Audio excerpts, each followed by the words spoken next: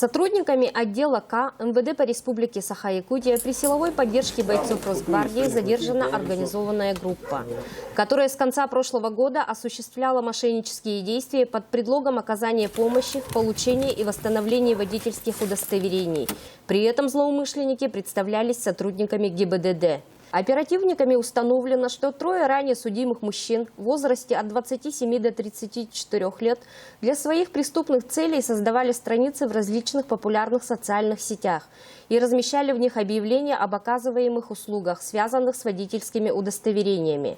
На данный момент установлено, что от действий мошенников пострадали жители Республики Саха-Якутия, Алтайского и Забайкальского краев, Омской области и других регионов страны.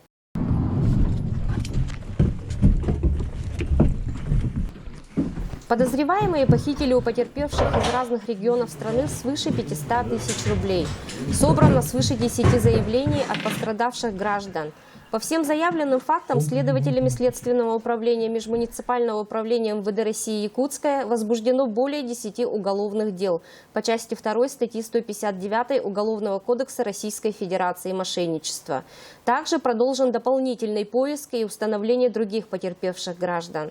В настоящее время в отношении подозреваемых Якутским городским судом избрана мера пресечения в виде заключения под стражу. Федеральным законодательством 342-м сотрудникам ГИБДД запрещено заниматься коммерческой деятельностью.